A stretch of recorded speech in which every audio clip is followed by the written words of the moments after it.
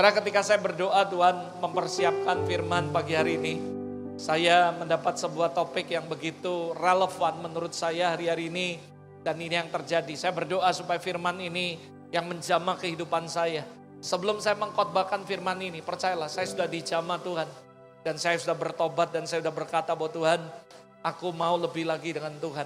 Dan saya berdoa supaya apa yang saya alami selama saya mempersiapkan firman ini, saya berdoa supaya Anda juga mengalami pagi hari ini. Baik Anda yang di sini maupun Anda yang di rumah.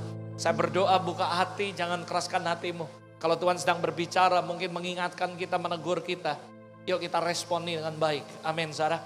Nah, judul khotbah saya pagi hari ini adalah menang atas setiap masalah kehidupan. Bicara tentang masalah kehidupan, saya percaya tidak ada manusia satupun di dunia ini dalam hidupnya nggak pernah mengalami masalah. Siapa yang di sini, saudara, seumur Anda saat ini nggak pernah mengalami masalah? Angkat tangan, saudara. Mungkin Anda yang di rumah, saya mau menyapa Anda yang dari luar kota, dari luar negeri. Teman-teman saya yang ada dari Solo, dari Surabaya, dari Jakarta, dari Malaysia, Brunei, Australia, dan semua saya nggak bisa sebut satu persatu. Bahkan ada yang dari Sampit, saudara. Dan teman-teman yang lain yang saya nggak bisa sebutkan satu persatu. Tapi saya mau mengajak Anda untuk kita sama-sama buka hati. Sekali lagi bicara mengenai masalah. Saya yakin, saudara, even pendeta, even siapapun di seluruh dunia ini, nggak pernah hidupnya nggak pernah ngalami masalah. Yang setuju katakan amin. Saya percaya selama kita hidup, kita manusia, kita jadi manusia. Mau profesi apapun, mau profesi orang baik, mau profesi orang jahat, bahkan pendeta, bahkan siapapun, pelajar, mahasiswa, karyawan, orang tua, anak-anak. Saya percaya pokoknya selama kita hidup, pasti kita pernah menghadapi masalah. Bahkan saudara, ada orang-orang yang penuh dengan masalah. Bahkan setiap kali hidupnya ada begitu banyak masalah, saudara. Saya berdoa supaya Anda jangan terlalu banyak masalah lah. Tapi gak bisa kita hindari sebagai manusia. Pasti kita punya masalah. Entah itu masalahnya karena diri kita sendiri, masalah karena orang lain, atau dibuat orang lain, atau orang lain membawa kita dalam sebuah masalah. Pokoknya intinya satu, sebagai manusia, pasti hidup kita gak lepas dari masalah. Masalahnya juga banyak, saudara. Kecuali kita mati, maka masalah akan selesai. Itu pun kalau matinya dalam Tuhan, matinya baik, maka kita akan selesai semua dari masalah. Kita selesai dari semua pencobaan. Tapi kalau masalahnya kita matinya nggak dalam Tuhan, yang lebih parah lagi, saudara, matinya karena dan kadang-kadang Tuhan izinkan masalah terjadi. Nanti kita akan belajar sama-sama. Yang jelas masalahnya itu complicated, saudara. Ada orang yang punya masalah dengan pekerjaan. Ada orang yang punya masalah dengan apa, saudara? Pelayanan. Ada orang yang punya masalah dengan yang namanya pendidikan. Ada orang yang punya masalah dengan keluarga. Ada orang yang punya masalah dengan pasangan. Ada orang yang masalah punya orang tua dan sebagainya. Dan begitu banyak yang jelas complicated sekali. Dan tidak jarang karena begitu banyak masalah demi masalah yang Anda dan saya hadapi. Maka muncul yang namanya 3K, saudara. Yang pertama apa itu, saudara? Saya tulis dan saya kasih garis merah. Saya kasih tinta merah. Dikatakan yang pertama adalah muncul ketakutan. Karena begitu banyak kekhawatiran yang kita hadapi, maka akhirnya ada ketakutan dalam hidup kita. Karena begitu banyak masalah, akhirnya timbul kekhawatiran dalam hidup kita. Bahkan ada juga yang namanya K yang ketiga, yaitu kelelahan. Aduh udahlah, capek, masalah terus. Akhirnya kita give up. Ada orang yang sudah masalah terus sama suami. Akhirnya mereka bilang udahlah, give up lah. Paling gampang cerai katanya, saudara. Padahal cerai bukan menyelesaikan masalah, justru nambah masalah baru untuk anak-anak ke saudara. Tapi orang-orang berkata udahlah, gua give up, capek. Udahlah, gua nyerah. Hidup kok banyak sekali masalah. Selalu ketika kita menghadapi masalah, kita akan hadapi 3K ini. Mulai dari kekhawatiran, ketakutan. Bahkan yang lebih parah kita kelelahan dan akhirnya kita berkata give up. Udahlah, terlalu berat masalahku. Aku selesai. Banyak yang akhirnya juga panik, tidak tahu apa yang harus dilakukan. Dan mereka gak ngerti apalagi nih yang mesti aku lakukan. Dan mereka kebingungan, mungkinkah yang keempat, saudara. Mereka kebingungan, gak tahu mau ngapain. Nah saudara, hari ini saya mau mengajak Anda untuk kita belajar beberapa hal. Dan yang pertama ada satu ayat, cuman satu ayat yang saya mau bagikan buat saudara. Tapi ayat ini benar-benar akan mengubah kehidupan Anda kalau Anda benar-benar percaya. Dan kalau Anda benar-benar mengaminkan dan Anda benar menghidupi ayat ini. Ayatnya sederhana sekali. Dan saya percaya this is the truth will set you free. Akan memerdekakan kehidupan saudara. Percaya kalau Anda bicara mengenai masalah dengan kehidupan, semua orang pasti ada masalah. Sekali lagi kalau Anda berkata, pastor aku banyak masalah. Even pendeta juga punya masalah. Semua punya masalah. So jangan terlalu baper dengan masalah kita. Apalagi sampai kita ketakutan, kekhawatiran, kelelahan, kebingungan. Karena itu hal yang normal selama kita hidup. Pasti kita akan hadapi masalah. Tapi hari ini saya mau bagikan sebuah kebenaran. Sebuah ayat, satu ayat yang akan memerdekakan kehidupan saudara. Menurut saya kalau Anda menghadapi masalah apapun, Anda percaya ayat ini, Anda benar-benar pegang ayat ini. Saya jamin Anda akan bisa mengatasi masalah apapun yang terjadi dalam hidup Anda. Ayatnya sederhana, Anda tahu semua. 1 Korintus 10 ayat yang ke-13. Dikatakan dengar baik-baik, masalah-masalah yang kamu alami atau pencobaan ialah masalah atau pencobaan yang biasa. Berapa banyak saudara Anda percaya Tuhan gak pernah kasih masalah yang lebih besar dari masalah daripada kekuatan kita. Ayat ini berkata, pencobaannya biasa tidak melebihi kekuatan kita. Sebab kenapa Allah itu setia dan Dia tidak akan membiarkan kamu dicobai melampaui kekuatanmu. Bahkan pada waktu kamu dicobai, Dia sudah kasih jalan keluar buat kita. Tadi ketika penyembahan, berapa banyak saudara rasakan hadirat Allah. Amin saudara. I feel the presence so strong this morning. Mulai dari doa pagi, siang tadi jam 9 ini kita worship. Tuhan memberi sebuah penglihatan sama Ama tentang pintu. Lalu Tuhan ngomong, nak sedikit lagi pintu itu sudah ada di depan kalian. Dan saya percaya ketika Tuhan membawa kita masuk ke pintu ini, something new, new chapter, new glory, new season will be start, akan mulai dalam kehidupan kita semua yang percaya katakan amin. Dan itu yang Tuhan janjikan bagi gereja ini, bagi setiap Anda. Makanya kita prepare tanggal 11 benar-benar. Ayo siapkan hati benar-benar. Tadi pagi saya sudah sampaikan tanggal 11 ini acara penting sekali. Ayo bahkan teman-teman yang dari luar kota juga banyak datang. Teman-teman saya dari luar negeri juga mereka akan try to come. Karena saya percaya ini adalah sesuatu yang dahsyat yang Tuhan akan lakukan. Dia bilang gini, dengar baik-baik. Ini yang harus Anda ngerti. This is the truth that will set you free. Akan memerdekakan hidup saudara. Ingat, masalah-masalah yang Anda hadapi, itu masalah biasa kata Tuhan. Itu yang pertama. Yang kedua, tidak melebihi kekuatanmu. Yang ketiga, kenapa alasannya? Karena Dia setia. Dan Dia gak akan kasih masalah yang lebih dari kekuatan kita. Dan yang ajaib lagi, waktu Dia memberikan, mengizinkan itu terjadi, Dia sudah kasih jalan keluar buat kita. Sebenarnya, kalau Anda ngerti ayat ini, coba renungkan ayat ini baik-baik. Apa masalah hidup Anda? Dan kalau Anda sadari Tuhan, Kau setia. Ini masalah ini biasa. Semua orang hadapi masalah, semua orang pasti punya masalah. Kenapa kok aku baper banget? Padahal masalah ini masalah biasa kata Tuhan. Dan Tuhan itu setia, Dia gak akan membiarkan kamu dikasih masalah yang lebih besar daripada kekuatanmu. Dan Dia juga sudah kasih jalan keluar.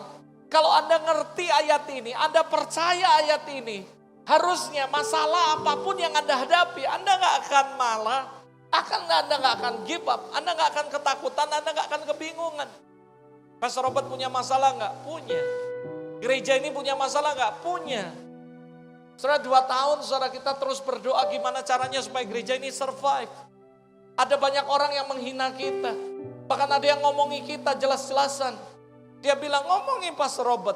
Kalau memang pandemik sepi gereja, jangan maksain diri untuk ada di lantai 5. Seriously ini ngomongan ini benar-benar dari orang saudara.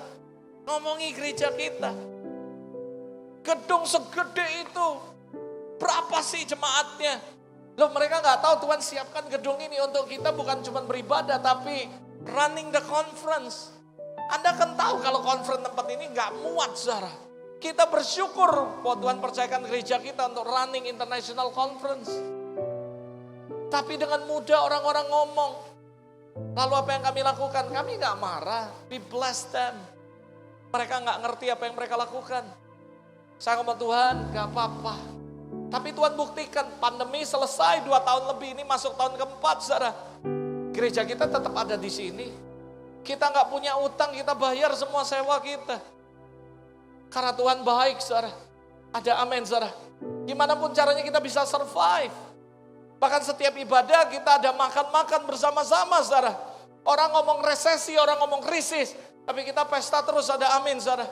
Karena saya percaya Tuhan pasti akan buat perbedaan. Ada amin, saudara. Orang bingung, dari mana uangnya? Saya tahu, saudara, mungkin kita gak punya uang banyak. Tapi kita percaya cuma satu, Allah kita pasti akan mencukupi segala kebutuhan kita. Orang bingung, jemaatnya gak banyak. Banyak orang sederhana, biasa, gimana caranya? Saudara, ada di sini gak murah, listriknya mahal. Kita harus servis lift 2 setiap bulan. Kita harus bayar operasional, kita bayar listrik, hitungannya bisnis kelas A. Yang bawa aja kolab tutup, saudara. Orang-orang berkata, lah lihat aja nanti, tinggal tunggu waktu. Tapi saya bersyukur sama Tuhan. Sampai hari ini Tuhan sediain terbaik buat kita. Tuhan cukupi semua keperluan kita. Kita masih ada stay di sini. Bahkan kita kasih makan semua orang. Sampai hari ini sembako pun kita tetap jalan, saudara. How great our God. Kasih tepuk tangan buat Tuhan, saudara. Ngapain kita mesti pusing dengan masalah? Kamu percayalah, masalah yang Tuhan izinkan terjadi dalam hidup kita itu biasa, tidak melebihi kekuatan kita, dan Tuhan sudah kasih jalan keluar. Kalau kita percaya ayat ini, pasti ada kemerdekaan, pasti ada kemenangan. Gak perlu Anda takut. Saya mencoba mendefinisikan ayat ini dengan rumus matematika. Rumus matematikanya itu sederhana, seperti ini, saudara. Artinya pencobaan atau masalah itu lebih kecil atau sama dengan kekuatan kita. Artinya kita nggak akan kolaps. Kalau Anda ngerti tentang matematika, ada angka yang seperti ini, kita ganti dengan huruf, kita ganti dengan kata-kata. Artinya apa ayat ini kalau dalam rumus matematika? Masalahmu, pencobaanmu lebih kecil, paling banter sama dengan kekuatanmu. Artinya kamu bisa atasi. Artinya kamu bisa lalui, saudara. Pegang rumus ini, jadikan rema di hati Anda. And you will always win your battle. Ayah jamin, saudara, kamu akan terus menang dalam setiap pertempuran apapun dalam hidupmu. Karena kamu tahu kamu disakiti. Kemarin ada satu orang teman baik saya telepon. Oh, dia nangis, saudara, kasihan. Orang ini cinta Tuhan sungguh-sungguh. Tapi dia dicurangi oleh seseorang. Saya gak perlu sebutin siapa dan siapa profesinya apapun. Intinya orang ini nangis. Mama saya nanya, kenapa? Saya bilang, ya itu orang kadang-kadang terlalu baik, percaya. Tapi sekali lagi, saya gak menghakimi siapapun. Yang saya tahu cuma satu. Apa yang dia belajari? Pencobaan, masalah, pengkhianatan, apapun yang terjadi lebih kecil sama dengan kekuatan kita. Amin, saudara. Artinya kalau kamu dicurangi orang, percayalah lebih kecil daripada kekuatanmu. Kamu bisa melaluinya. Kamu sanggup melaluinya. Dan kamu pasti win your battle. Jangan mau kalah dengan siasat iblis. Dia akan terus ganggu saudara supaya saudara bubar konsentrasinya. Karena dia mau 3K terjadi. Yaitu kekhawatiran datang dalam hidupmu, ketakutan. Dan akhirnya kelelahan dan Anda give up, menyerah. Tapi dengar baik-baik. Pegang rumus ini baik-baik. Pencobaan, masalah dalam hidup Anda lebih kecil. Bahkan paling banter juga sama dengan kekuatan kita. Artinya kamu gak akan pernah kolaps. Kamu gak akan pernah chaos. Selama kamu ada bersama Tuhan. You always winning your battle. Ada amin, saudara. Yuk kita pegang ini. Lalu yang ketiga saya mau mengajak Anda untuk kita belajar sama-sama. Lah kalau memang ada ayatnya, ada firmannya, ada kebenarannya. Tapi kenapa kok masih ada banyak orang Kristen yang kalah? Bahkan pendeta kalah. Mereka tetap aja kelelahan. Mereka tetap aja khawatir. Mereka tetap aja ketakutan. Bahkan yang ada mereka juga babak belur, kalah sama setan. Pasti ada penghalang. Nah kita belajar yang ketiga poin. Apa yang menjadi penghalang? Sehingga kita bisa kalah, saudara. Apa sih kira-kira yang menjadi penghalang? Sehingga kita gak bisa menangkan pertandingan kita. Kita gak bisa menang atas seluruh kehidupan kita. Kita gak bisa menang atas masalah kehidupan kita. Ada penghalang. Nah ini kita mau belajar sama-sama. Penghalang yang pertama, Yesaya 59 ayat 1 dan 2. Perhatikan baik-baik. Dikatakan ayat ini, sesungguhnya tangan Tuhan tidak kurang panjang untuk menyelamatkan. Dan pendengarannya tidak kurang tajam untuk mendengar. Tetapi yang merupakan pemisah antara kamu dan Allahmu, ialah yang pertama kejahatanmu. Katakan kejahatanmu. Lebih keras lagi, kejahatanmu. Yang kedua, yang membuat dia menyembunyikan diri terhadap kamu sehingga ia tidak mendengar doamu. Semua pergumulanmu, permasalahanmu, ialah segala dosamu. Katakan dosamu. Jadi saudara, yang menjadi penghalang terbesar, kenapa kita nggak mengalami kuasa daripada ayat ini? Rumusnya ada, kita percaya, kita deklarasi tiap hari. Sekali lagi saya katakan, saya bukan menentang deklarasi. I believe the power of declaration. Tapi kalau saudara deklarasi, hidupmu nggak benar, nggak akan menang saudara. Ingat Yesaya 50 ini ngomong gini, 59. Tangan Tuhan tuh nggak kurang panjang untuk nolong kamu. Gampang buat Tuhan untuk lepasi kamu dalam masalah. 1 menit, 1 detik dia bisa lakukan, Anda bebas semuanya. Tapi yang menjadi penghalang kata Tuhan, dosa kejahatanmu. Berapa banyak kita orang Kristen jahat di mata Tuhan? Siapa yang setuju dengan saya? Kalau Anda memfitnah orang lain itu jahat di mata Tuhan. Ngomongnya orang lain itu jahat di mata Tuhan.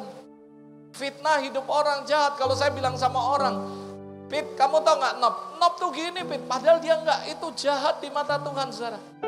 Dan berapa banyak orang Kristen suka banget kayak gitu. Ngomongi gereja orang. Saya ngomong sama Anda semua jemaat AFC Palembang, dengar baik-baik ya, dengar baik-baik. Ini pesan dari gembalamu. Jangan pernah jeleki orang lain, even mereka sudah keluar dari tempat ini. Gak boleh. Karena itu yang benar saudara. Ada orang yang keluar dari tempat ini, saya ngomong sama mereka, kamu butuh gak surat rekomendasi saya? Saya akan tulisin, saya akan hubungi pendeta yang baru. Saya akan kasih rekomendasi bahwa kamu baik di sini melayani, kamu bisa melayani di situ. Orang mungkin bilang, masa sih buktikan sini, saya buat saudara. Ada orang yang keluar dari gereja ini, lalu dia mau nikah, gak ada surat baptis. Saya kasih saudara, ngapain nahan baptisan orang? Mereka gak perlu baptis ulang di situ. Mereka datang, banyak yang datang saudara. Saya layani. Saya bilang gini, dengar ya. Kamu gak pernah bisa maksa orang ada di gereja mana. Itu panggilan. Kalau memang orang dipanggil Tuhan di sini, mereka akan stay di sini. Kalau mereka dipanggil di tempat lain, monggo, gak apa-apa. Kita gak kejar semuanya. Saya gak kejar gereja jadi gereja terbesar, terbanyak saudara. Yang saya kejar cuma satu, Tuhan saya minta setiap ibadah kami, Engkau ada dan nyata di gereja kami. Saya gak ambisi untuk jadi yang terbesar, saudara. Satu yang kami mau, pokoknya Tuhan ada dan nyata di gereja ini. Kalau enggak, tutup aja bubar. Ngapain kita ada di sini? Gak boleh, saudara, jadi orang jahat. Ada orang yang mau menikah. Pastor, aku mau minta surat baptis. Mereka takut, gak apa-apa, saya kasih. Dia ngomong, Pastor, saya dulu mau nikah, minta gereja lama gak keluar-keluar. Ya udah, jangan menghakimi, bless them. Tapi itu gak berlaku di AFC Palembang. Bahkan saya siap untuk kasih rekomendasi. Kenapa? Karena buat saya, katanya jemaat Tuhan, kok gitu aja marah. Buat saya ngomong sama Tuhan, saya gak akan marah. Tapi saya akan layani dengan segenap hati saya, 24 hours. Kalau mereka komitmen, covenant di tempat ini, mau jam 2 pagi telepon juga gue datang. Ada amin saudara. Kami akan layani, kami akan kasih yang terbaik yang bisa kami lakukan. Ada amin saudara. Yuk sama-sama saudara ngerti saudara. Apa sih yang menjadi penghalang? Sampai kita gak bisa menang karena kejahatanmu. Jahat ini bukan cuma membunuh orang, tapi dari perkataanmu kamu sering sekali membunuh orang lain. Ngomongi orang, jeleki orang. Saya kasih tahu jemaat AFC Palembang, jangan pernah jeleki orang lain. Jangan pernah ngomong yang jelek tentang orang lain.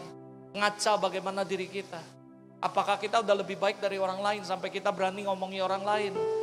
Kalau belum, mending kita perbaiki diri.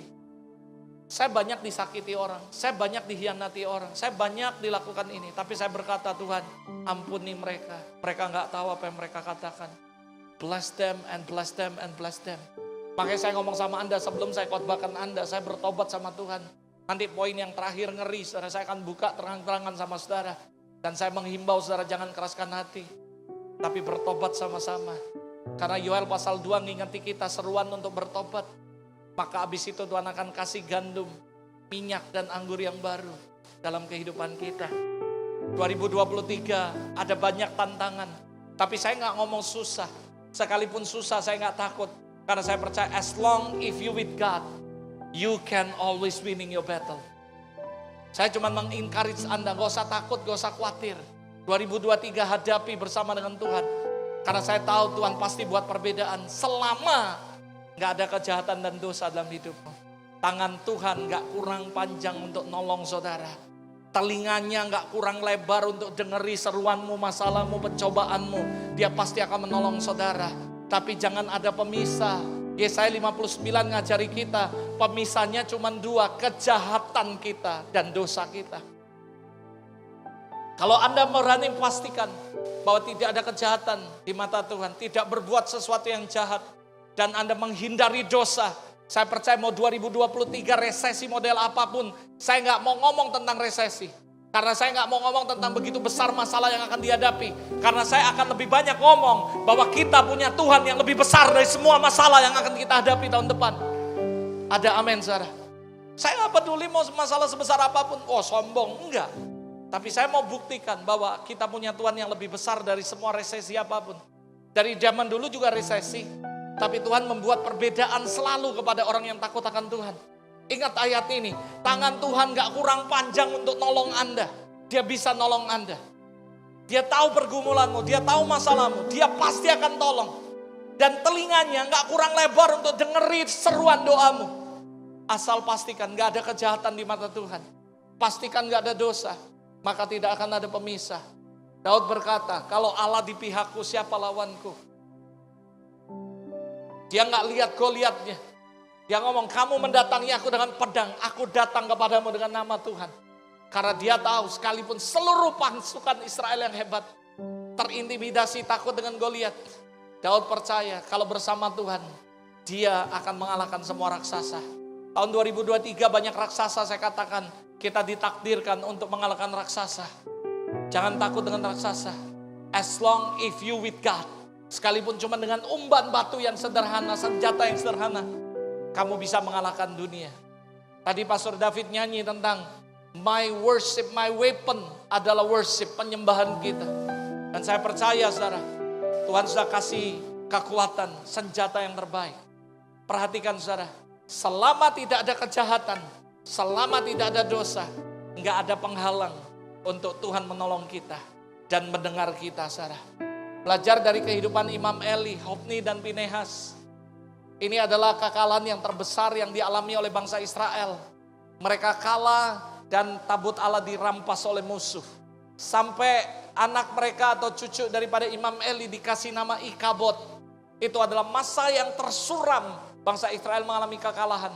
Bukan cuma kalah, tapi tabut Allah dirampas sama musuh. Tabut Allah merupakan sebuah representatif daripada kehadiran Allah. Biasanya di mana mereka perang, mereka selalu bawa tabut dan mereka menang saudara. Tapi hari itu mereka kalah dan tabut dirampas. Pertanyaannya kenapa mereka bisa kalah? Ini saudara perjawabannya. Imam Eli, Hofni dan Pinehas. Gimana sih kehidupan dari Hofni, Pinehas? Kita belajar sama-sama. Kalau Anda baca di Alkitab dikatakan Hofni, Pinehas adalah imam. Imam itu adalah tugasnya mendamaikan Tuhan dengan manusia. Tapi berapa banyak kita ngakunya para imam. Tapi hidup kita bukan mendamaikan orang dengan Tuhan. Tapi kita malah menimbulkan banyak masalah baru dalam hidup orang lain. Berapa banyak Anda percaya bahwa Anda punya panggilan imam, imamat yang rajani. Tapi imam itu susah loh. Imam itu berdiri di hadapan Tuhan, hidup mati, mendamaikan Tuhan dengan manusia. Tapi berapa banyak kita gak menjalankan fungsi imam dengan benar. Bahkan kita buat gosip. Kita jeleki orang, kita fitnah orang. Gak ada ceritanya yang kayak gitu, itu jahat di mata Tuhan. Kita buat dosa, itu gak benar saudara. Mereka adalah orang dursila, tidak mengindahkan Tuhan. Anda bisa baca nanti di Alkitab. Mereka melanggar batas para imam. Imam itu ada batasan, apa yang mereka boleh, apa yang gak boleh. Saya masih ingat Tuhan waktu mengkhususkan Ama, saudara. Tuhan ngomong banyak hal. Dan Tuhan kasih tahu kamu gak boleh ini, gak boleh ini. Kenapa? Memang ada batasan. Ikut Tuhan gak gampang, sangkal diri pikul salib. Gak bisa kita mau ikut Tuhan, kita mau ikuti dunia, kita mau senang-senang, gak bisa. Separate your life for holy purpose. Tuhan akan buat hal yang ajaib, tapi kamu harus bayar harga. Cuman satu yang gratis, keselamatan.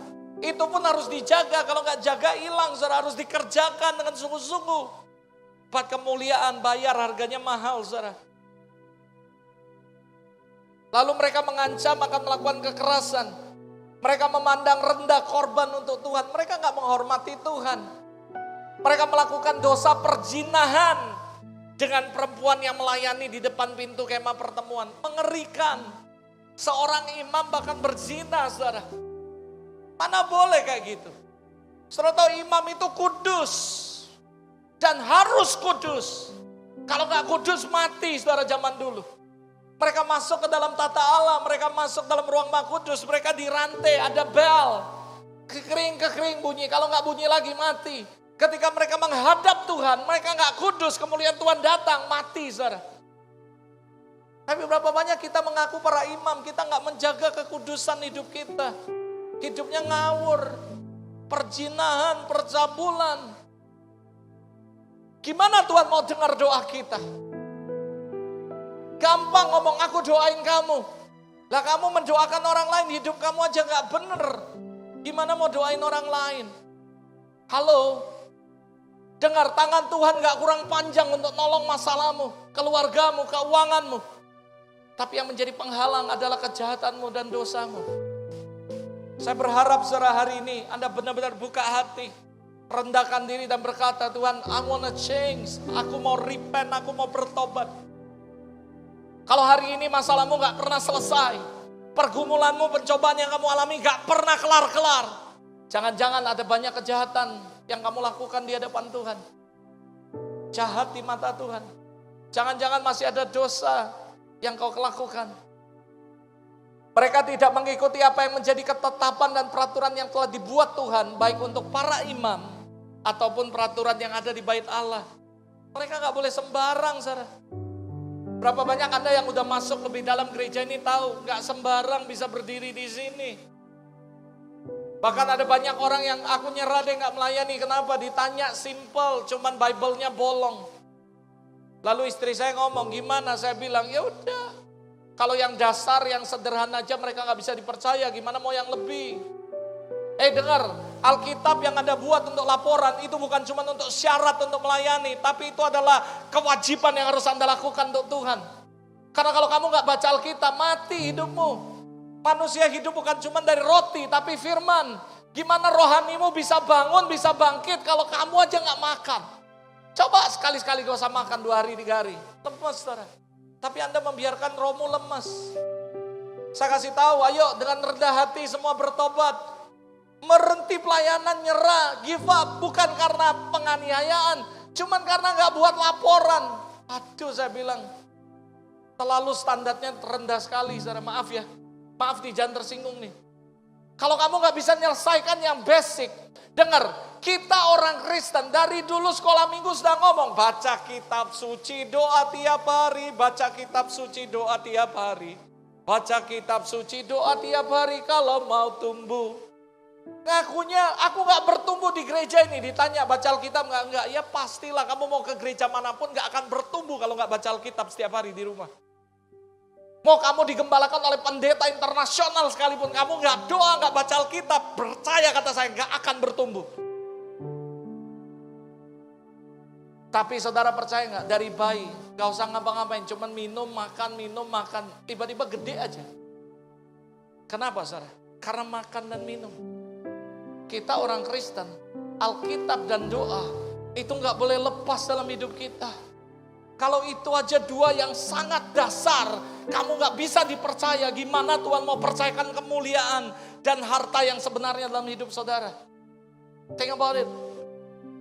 Jadi saya ngomong tegas nih semua koordinator di gereja ini. Kalau sampai anak-anakmu ngomong, aku berhenti dulu karena itu, gak apa-apa, berhentiin aja. Kenapa? Itu basic sekali. Saya nggak buat peraturan itu supaya wah keren gereja ini. Enggak, itu untuk kamu, kepentingan kamu. Untuk kehidupan kamu, supaya kamu bertumbuh. Masa kamu melayani di gereja 5 tahun, Alkitab Kejadian sampai Wahyu nggak kelar-kelar. Saya kasih tahu buat kamu, keterlaluan saudara. Kalau kamu baca Alkitab 1 hari 2 pasal aja, dalam 1 tahun pasti kelar saudara. Tapi konsisten. Saya ngelatih anak saya dari kecil, no Bible, no breakfast. Saya selalu tanya, hari ini dia kuliah di Jakarta, dia ngekos. Saya tanya terus tiap hari, udah baca Alkitab belum? Kirim laporan, tiap hari. Kadang-kadang dia mungkin capek, tugas, kuliah sampai malam. Saya tetap akan telepon, saya akan tanya dia, do you have read your Bible this morning? Mungkin dia akan bosen, setiap ketemu Dad ngomong ini. Tapi suatu ketika dia akan berterima kasih sama saya. Saya gak selamanya hidup, semua orang gak mungkin hidup selamanya. Mungkin 50 tahun, 60 tahun saya gak ada, dia nanti sendiri baru dia tahu rasain bahwa apa yang Dad ngomong itu benar.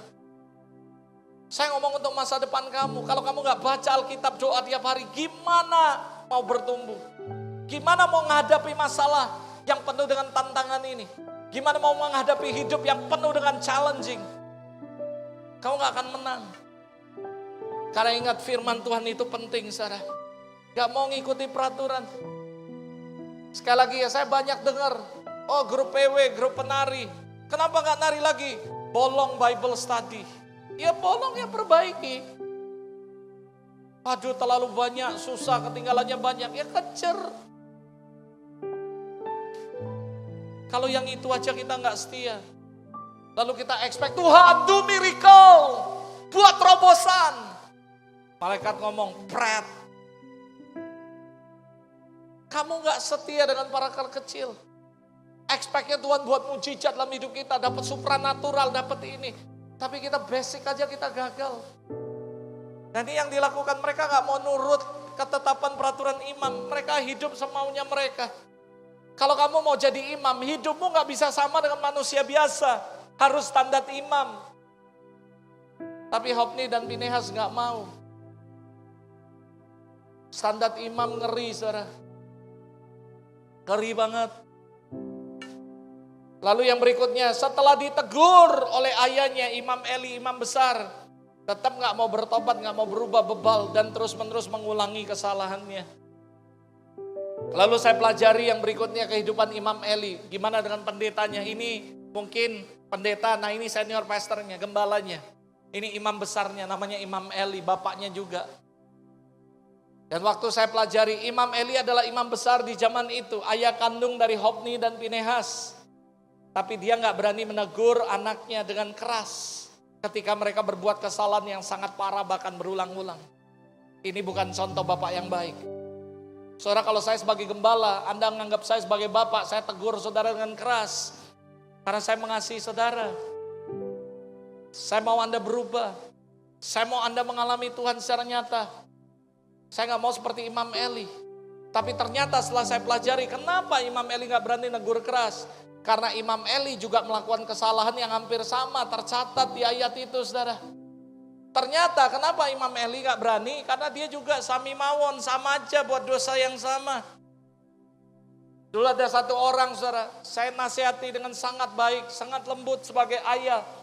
Saya bilang, saya ini pendetamu, saya mau ngomongi kamu boleh gak? Boleh. Dia manggil saya Dad, Anda gak perlu tahu siapa orangnya. Saya bilang, Dad mau kasih tahu kamu satu hal. Kamu gak boleh kayak gini, kamu harus gini. Iya Dad. Lalu saya bilang gini, kamu malah harus nasihati adikmu. Jangan lakukan ini. Iya Dad, saya sudah nasihati. Saya tahu kamu gak bisa nasihati dengan kuat, kenapa? Karena kamu juga melakukannya. Iya Dad, mau gak kamu berubah? Mau Dad. Saya doain dia. Saudara, kita gak akan bisa nasihati orang lain kalau kita sendiri aja melakukan hal yang sama. Dan itu yang terjadi dalam kehidupan Imam Eli. Dia gak bisa negur anaknya, wong dia juga melakukan dosa itu, saudara. Makanya Anda sebagai orang tua, bapak-bapak dengar baik-baik. Anda gak bisa suruh anakmu, baca Alkitab doa. Wong anakmu aja gak pernah lihat kamu doa, baca Alkitab. Gimana dia mau ikuti? Anak saya lihat bagaimana hidup saya. Setiap hari Sabtu mereka mau tidur, saya mulai berdoa. Dan dia tahu hidup saya. Jadi waktu saya ngomong, nak mesti doa, mesti baca Alkitab. Saya contohin saudara. Saya kasih contoh buat dia. Kamu gak akan bisa negur apapun, siapapun. Kalau kamu sendiri melakukan dan berdosa hal yang sama. Kamu nyuruh orang ngampuni, kamu sendiri punya dendam, kamu sendiri gak mau ngampuni orang. Gimana caranya?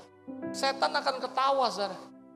Kamu ngajari orang untuk hidup kudus, kamu sendiri gak kudus. Kamu ngajari orang untuk sungguh-sungguh dengan Tuhan, kamu sendiri gak benar hidupnya dengan Tuhan. Gimana bisa saudara? Itu yang terjadi sama Imam Eli. Akibatnya apa saudara? Tangan Tuhan sebenarnya gak kurang panjang untuk nolong mereka.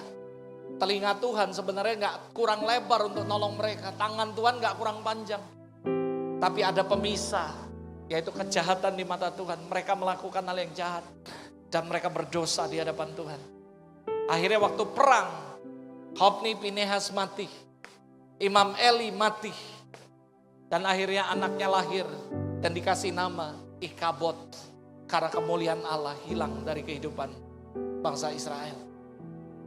Kalau kamu masih dalam kejahatanmu, masih mempertahankan dosamu, maka yang terjadi Ikabod saudara. Kemuliaan Tuhan akan undur dari hidup Anda. Kemuliaan Allah akan hilang dari keluargamu saudara. Dan itu ada masa yang sukar. Raja Daud berkata, Tuhan, semua boleh kau ambil asal jangan satu, rohmu dalamku. Karena Daud tahu, tata kamu mau ambil, ambil. Kerajaan kamu mau ambil, ambil. Semua harta ambil Tuhan. Asal jangan satu, jangan ambil rohmu. Karena Daud tahu itu yang paling penting saudara. Kalau itu sampai hilang dari hidupmu, maka sebenarnya hidupmu gak ada artinya lagi. Sekali lagi, hidupmu punya nilai karena ada roh Tuhan dalam hidupmu saudara. Ketika roh itu undur dari hidupmu, saya kasih tahu hidupmu gak punya nilai. Jadi kalau cuman gara-gara Bible aja kamu kalah. Hari ini dengan kasih Kristus, yuk nak bertobat. Perbaiki dirimu. Tangan Tuhan gak kurang panjang untuk nolong keluargamu, masalah keluargamu. Telinganya gak kurang lebar untuk dengeri seruan-seruan doamu, tangisanmu tiap malam. Tapi masalahnya Tuhan terikat hukum. Ada kejahatan dan dosa. Sehingga itu jadi penghalang dan memisahkan kamu dengan Tuhan. Yang kedua, apa yang menjadi penghalang? Yang menjadi penghalang adalah cara pandang kita yang keliru mengenai masalah. Seringkali kita menilai, memandang masalah dengan keliru. Dengar, kalau kita memiliki cara pandang yang tepat terhadap masalah, saya percaya, maka kamu akan mengalami kemenangan.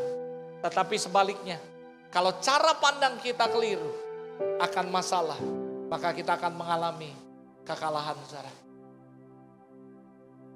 Perspektifmu sangat penting menentukan kemenangan yang akan kamu hadapi. Musa mengutus 12 pengintai. Pergi saudara untuk mengintai negeri Kanaan.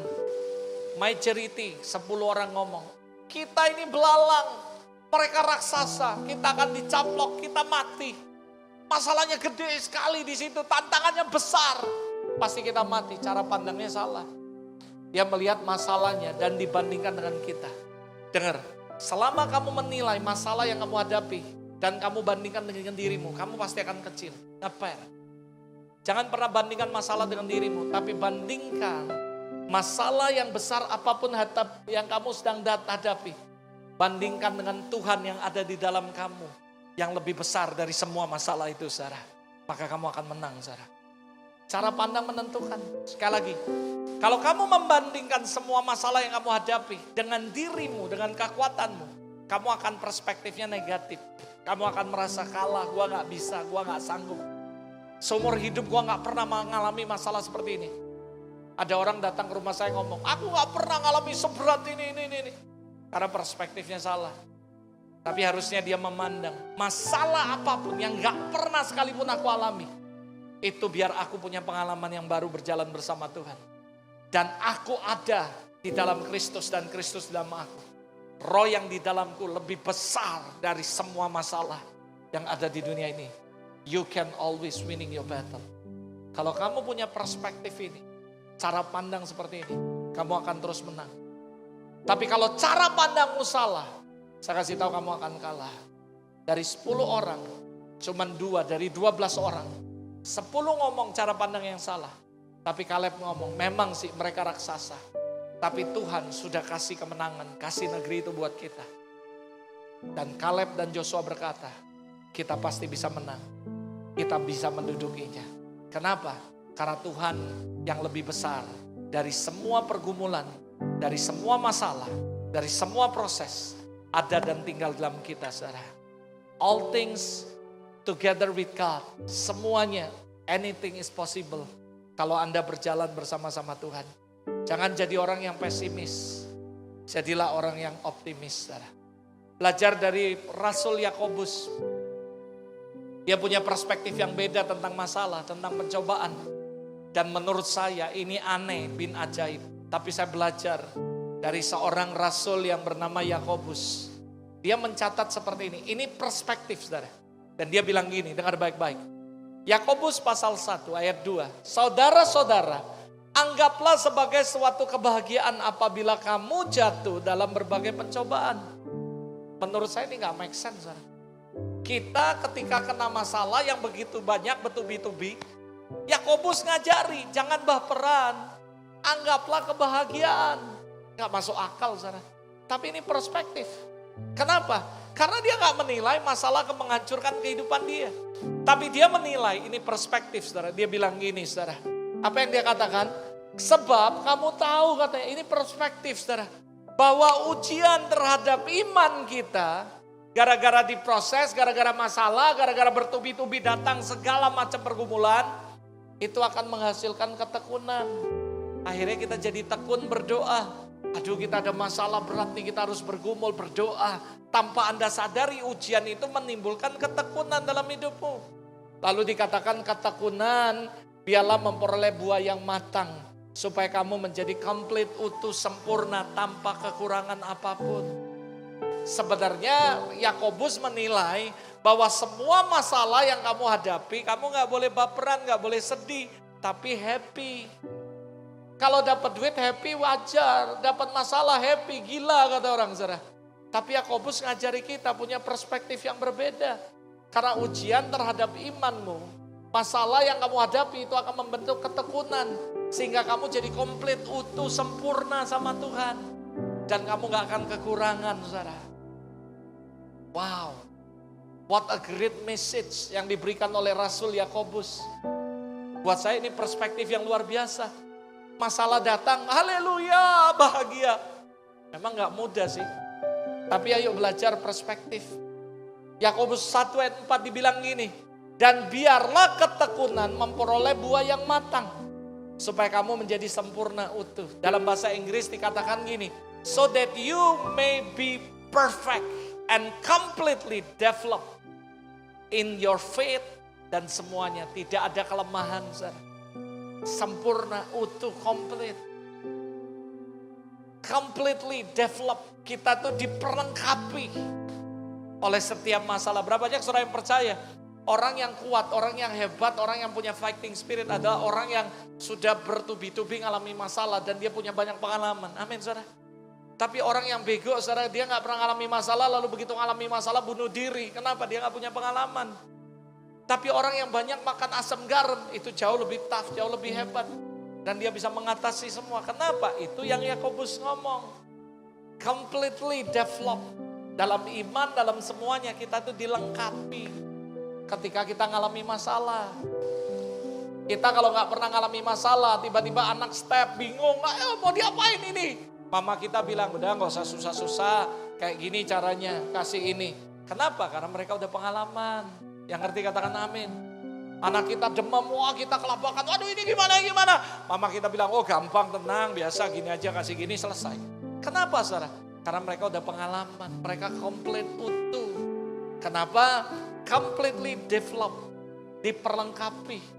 Karena melalui pengalaman, melalui semua cobaan, pengalaman, proses, kita itu jadi sempurna, jadi komplit, jadi utuh, jadi kuat. Seorang pelaut yang handal, bukan mainnya di sungai terus. Dia mengainnya adalah mengarungi lautan yang begitu ganas. Itu baru pelaut sejati, saudara. The great victory always come from the great battles. Kalau saudara mau mengalami kemenangan yang luar biasa, itu harus melalui pertempuran yang luar biasa. Bagaimana kamu bisa ngomong bahwa I'm already finished my race, tapi gak pernah mengalami proses apapun? Gimana kita bisa ngomong aku sudah menang? Tapi kita harus ngalaminya, saudara. Saya pelajari kata teleios, sempurna. Itu bahasa aslinya adalah teleios, artinya komplit, dewasa. Bertumbuh mencapai tujuan, selesai, utuh. Teleios di sini juga bicara tentang seseorang yang telah bertumbuh menjadi kedewasaan penuh. Bukan orang yang tidak dewasa. That is teleios atau complete. Teleios juga menjelaskan seperti seorang pelajaran yang sudah ngerti subjeknya dengan baik. Bukan seorang yang baru mulai belajar dan gak ngerti apa-apa. Tapi teleios adalah orang yang seperti seorang pelajar yang udah ngerti subjeknya apa. Jadi udah pengalaman lah. Dan itu melalui proses. Makanya Yakobus ngomong, berbahagialah kalau kita ngalami itu. Karena itu akan membuat kamu teleios. Ngerti subjekmu. Banyak orang Kristen ditanya nih, bahkan pendeta, apa tujuan hidup? Masih bingung sana. Teleios adalah orang yang ngerti subjeknya. Dia ngerti kenapa dia hidup di dunia. Sampai hari ini. Dia ngerti semua rencana Tuhan. Teleios. Teleios juga berarti mencapai tujuan, selesai, paripurna. Keadaan di mana seorang telah menggenapi tujuan yang dirancangkan baginya. Jadi melalui semua proses itu ya. Kamu tuh paripurna, completely. Kamu ngerti dan kamu menyelesaikan panggilan Tuhan dalam kehidupan Anda. Nah kalau Anda ngerti semua pengertian ini. Berapa banyak saudara yang ngerti dan berkata, iya ya harusnya kita bahagia, angkat tangan saudara. Bahagia saudara. Ini yang Rasul Yakobus ngomong, bukan dia ngawur ngomongnya saudara. Tapi dia berkata benar saudara. Anggaplah sebuah kebahagiaan. Karena kamu akan jadi sempurna. Satu pernyataan lagi dari James saudara. Ini luar biasa. James pasal 1 ayat 2. Ngeri juga dia bilang ini. When all kinds of trial and temptation. Ketika pencobaan, masalah datang dalam kehidupan saudara, dia kasih tahu jangan reject dia, jangan resist them. Tapi saudara, but welcome them as a friend. Wow, that is a great statement. Ini cara pandang yang berbeda. Kalau ada masalah, trial and temptation, pencobaan datang dalam hidup Anda, welcome them as a friend. Saya waktu dengar ayat ini, saya renungkan ayat ini. Gimana caranya? Begitu masalah datang kita bilang, welcome friend, come on. Buat aku jadi teleios. Wah ada masalah difitnah orang, welcome. Puji Tuhan, aku jadi sempurna teleios. Gak mudah. Ngomongnya gampang. Tapi saya belajar dari dua orang. Yakobus and James. John berkata, James berkata, welcome them as a friend. Wah ini cara pandang yang ajaib nih. Saya yakin kalau gereja punya cara pandang yang kayak gini. Kena masalah gerejanya diomongi orang. Welcome them as a friend. Tuhan mau buat gereja ini jadi teleios. Bukan baperan, marah, emosi. Ngapain saudara? Berapa banyak saudara yang percaya Tuhan memakai orang lain untuk menjadikan hidup kita indah. Batu, besi menajamkan besi. Manusia menajamkan manusia. Jangan marah dengan orang-orang yang berbuat jahat atas hidup. Welcome them as a friend. Wow. What is a great statement. Yang keempat, bagian yang terakhir. Ada 3 bagian habis itu. Gimana supaya kita bisa menang atas masalah kehidupan. Siapa yang mau menang atas masalah kehidupan? Angkat tangan saudara. Catat baik-baik note ini. Ada 3 poin yang saya mau bagikan. Gimana caranya kita bisa menang atas semua masalah kehidupan kita. Yang pertama saudara, kuasai lidah dan mulut Anda. Ini bukan hal yang baru sebenarnya. Tapi I just remind you again this morning. Bahwa kalau kamu mau menang atas mengatasi segala masalah hidupmu. Kuasai lidahmu, kuasai mulut Anda. Dengar ya. Gara-gara masalah yang kita hadapi seringkali membuat kita lepas kendali dan akhirnya mengeluarkan perkataan yang sia-sia. Oh jahat ya, oh gini ya. Saudara sekali lagi, karena kita ngalami yang gak baik, akhirnya kita keluar reaksi yang gak baik, saudara. Kalau kita mau menang atas semua masalah, kita harus pikir ketika masalah datang, welcome them as a friend. Masalah datang, bahagia. Karena kita akan jadi teleios. Bukan malah kita gak bisa menguasai lidah. Saya tahu waktu kita diomongi orang kuping panas. Oh kamu difitnah diomongi gini. Yang paling pertama kuping panas. Hati mulai panas. Lalu akhirnya mulut panas dan mulut ngomong yang enggak. Berapa banyak saudara yang ngakui? Katakan amin saudara. Pernah gak ngalami? Ayo jujur nih yang pernah angkat tangan. Oh saya pernah saudara. Dengar ngomong gak enak, wah mulut keluar sia-sia. Tapi Tuhan, saya sudah ngomong sama Anda, saya akui. Saya persiapi khotbah ini, saya banyak bertobat saudara. Berapa banyak saudara yang ngakui dengan rendah hati bilang ini, Tuhan pagi ini aku mau tobat, angkat tangan saudara. Gak usah malu, saya juga tobat, semua tobat. Seringkali kita dengar yang gak enak, masalah, lalu kita keluarkan lidah kita, mulut kita ngomongan yang sia-sia. Udahlah percuma aku doa. Udahlah percuma aku sungguh-sungguh. Doa apa hubungannya kamu sungguh-sungguh dengan orang ngomongi kamu? Gak ada hubungannya. Welcome them as a friend. Berbahagialah. Itu Yakobus ngomong. James ngomong.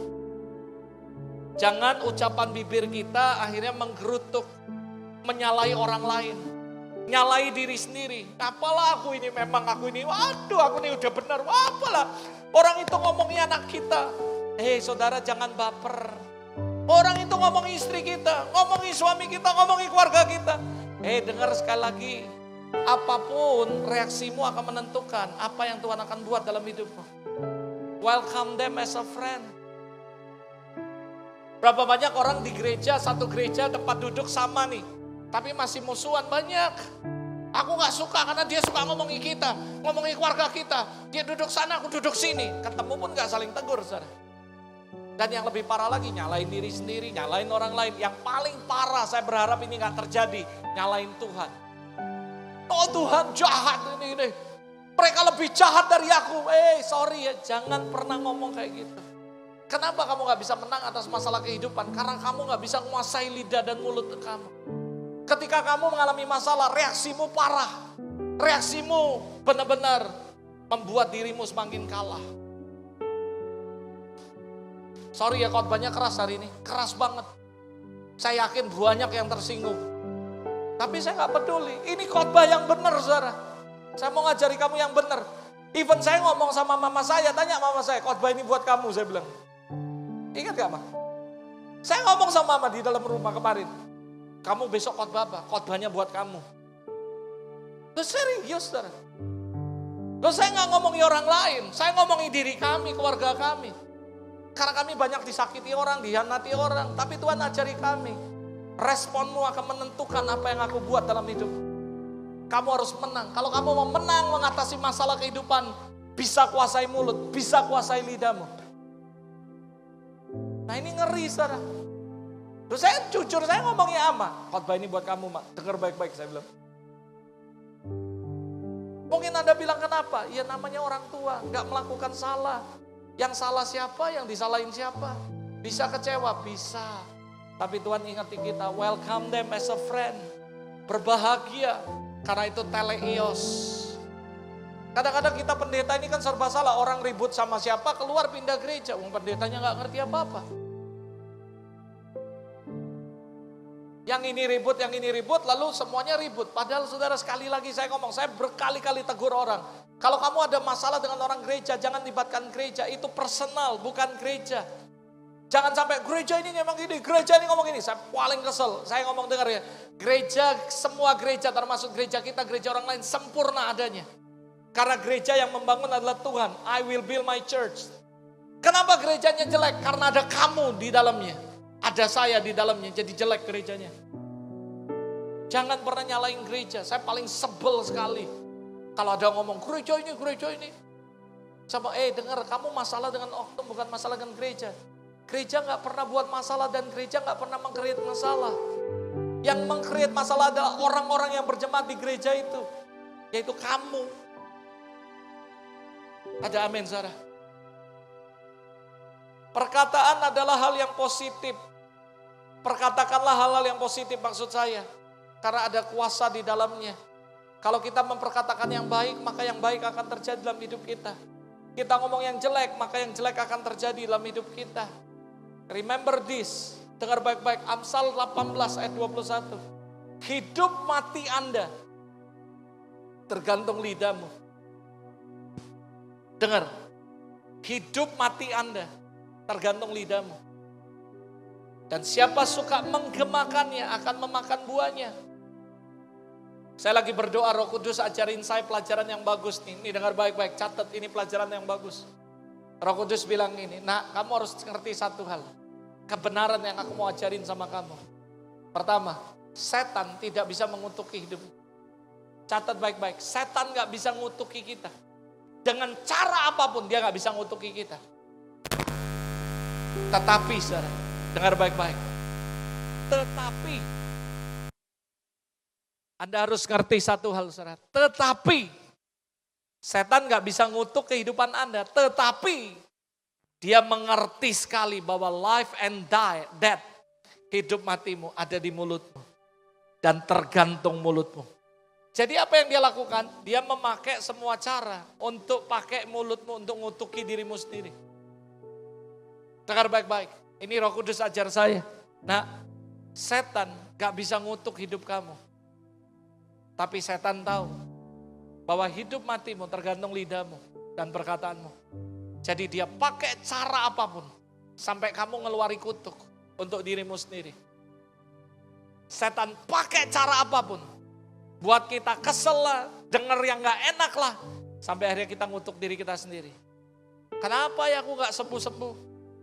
Kenapa ya gini? Setan tahu dia gak bisa ngutuk saudara.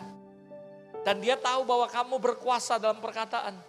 Jadi dia pakai cara licik untuk mempengaruhi kamu supaya ngomong yang gak baik tentang dirimu. Ngomong yang gak baik tentang orang lain. Cuman itu yang setan bisa lakukan. Kenapa saudara? Tuhan ajar saya mengenai cerita Bileam. Ketika Bileam disuruh Balak untuk mengutuki Israel. Dalam Bilangan pasal 22 ayat 11 ayat 12. Tuhan berfirman kepada Bileam. Jangan engkau pergi bersama mereka, jangan engkau mengutuki bangsa itu. Sebab mereka telah diberkati. Dan kalau Anda baca 1 Tawarik 17 ayat 27. Dikatakan, yang terberkati tetaplah terberkati. Berapa banyak orang yang percaya Tuhan gak pernah ngutuk kita. Tapi dia memberkati hidup kita, amin saudara. Artinya kalau Tuhan melepaskan berkat atas hidupmu, tidak ada satupun yang bisa mengutuk hidupmu. Apalagi orang lain, setan pun gak bisa. Tapi kenapa hidupmu terkutuk? Karena setan pakai mulutmu, karena dia mengerti banget bahwa hidup matimu tergantung mulutmu. Sehingga sebenarnya Anda mengutuk dirimu sendiri. Yang ngerti katakan amin. So pakai lidahmu, kalau Anda mau menang atas masalah kehidupan, hati-hati pakai mulut Anda. Mulutmu adalah nabi masa depanmu. Kalau Anda mau hal-hal yang baik terjadi dari hidup Anda, masa depanmu ngomong yang baik tentang hidup Anda. Saya selalu ngomong, saya ini beloved, I'm deeply loved, greatly blessed, and highly favored by God. Amin, saudara. Saya sangat dikasihi, saya sangat diberkati, dan saya sangat diperkenan sama Tuhan. That's what I believe. I'm deeply loved by God. I'm greatly blessed by God, and I highly favored by God. Aku sangat dikasihi Tuhan. Aku sangat diberkati Tuhan. Dan aku sangat dikasihi, diperkenan oleh Tuhan. Ingat, yang terberkati kata Tuhan akan terus terberkati. Gak akan bisa. Balak mau bayar Bileam untuk ngutuki Israel. Bahkan dia kasih begitu banyak uang. Tuhan berfirman, jangan kutuki. Yang diberkati, tetap diberkati. Ada amin saudara. Gak akan ada orang bisa ngutuki hidup. Believe. Kejadian 12, kita orang yang diberkati. Bahkan Alkitab berkata, olehmu semua kaum di muka bumi mendapat berkat. Bahkan dikatakan siapa mengutuk kamu, kutuk itu akan balik. Siapa memberkati kamu, berkat itu akan balik dalam hidupnya. Artinya, kamu adalah orang yang diberkati. Yang percaya katakan amin. Katakan keras-keras, saya diberkati. Jadi mulai hari ini, jangan pernah ngutuki dirimu sendiri. Jangan pernah ngutuki anakmu, goblok kamu. Nanti goblok beneran anakmu. Jangan pernah ngutuki istrimu, jangan pernah ngutuki suamimu. Jangan pernah ngomong, anakku ini kenapa ya? Anakmu gak ada apa-apa. Yang ada apa-apanya kaliannya. Karena kalian gak punya perspektif yang benar sesuai firman Allah. Kalian terlalu baperan jadi orang. Kalian terlalu mikir yang negatif. Saya percaya Tuhan meng-create kita sempurna. Dan dia berkati kita. Bahkan dia menaruh nafasnya, rohnya dalam hidup kita. Dan dikatakan you are very special. Jadi kalau ada orang yang ngomongi Anda, jangan dengeri apa kata orang. Karena hidupmu gak dibentuk, dibangun dari apa kata orang tentang hidup. Hidupmu dibentuk, dibangun dari apa kata Tuhan. Jadi hari ini yuk kita bertobat sama-sama. Kuasai lidahmu dan kuasai mulutmu. Yang kedua saudara, menguasai diri kita atau self-control. Penguasaan diri ini penting. Saya pelajari saudara, what is definition daripada self-control. Self-control adalah the ability to control your emotion and action. Tadi pagi kita dibagikan, Tuhan bicara secara directly kepada kita. Hari-hari ini setan sedang menunggu mencari orang-orang yang gampang emosi. Gampang emosi, kamu gak punya self-control. Mama saya gak tahu apa yang mau saya khotbahkan hari ini. Tapi tadi Tuhan bicara ngajari dia. Jangan suka salah ambil keputusan karena emosi. Nah, self-control adalah kemampuan, ability to control, untuk mengontrol, menguasai emosi dan tindakan kita. Jadi kalau kamu mau menang dalam masalah kehidupan Anda harus punya pengendalian diri, penguasaan diri. Anda tahu kapan ngomong, kapan diam. Anda tahu reaksi yang benar seperti apa. Jangan cepat ambil emosi. Udahlah, aku gak mau lagi. Udahlah berhenti. Udahlah gini. Karena emosi, setan paling suka. Dia akan kejar orang-orang yang kayak gini. Dia habisi, dia hancuri. Contoh, more example, a little self-control. Dengan will keep you out of that. Ini sederhana. Salah satu sampel yang kecil sederhana tentang pengendalian diri. Pengendalian diri, self-control akan membuat kamu ya dihindari dari utang. Saudara tahu kenapa orang berutang? Kartu kredit. Karena tidak ada penguasaan diri. Wah, iPhone terbaru keluar, gesek, saudara. Ini yang baru lagi Samsung berapa? Gesek, saudara. Tidak punya self-control. Minimal kalau punya self-control, kamu akan terhindar dari utang. Kalau punya pengendalian diri. Gimana bisa menyelesaikan masalah demi masalah, belum selesai utang ini, utang ini. Belum selesai utang ini, utang ini. Belum utang ini, utang ini. Tetap yang bahagia adalah orang yang gak punya utang hidupnya. Amin, saudara. Jangan mau punya utang. Ada amin, saudara. Saya berdoa supaya semua jemaat FGF tidak ada yang berhutang dan tidak ada yang punya utang. Tapi kamu harus punya pengendalian diri. Oh, lihat barang bagus, oh mau beli, oh baju baru, oh ini model terbaru, ini model terbaru. Gesek terus, gak punya pengendalian diri. Akhirnya apa yang terjadi? Kamu berat untuk mengatasi masalah hidup. Karena gak punya pengendalian diri.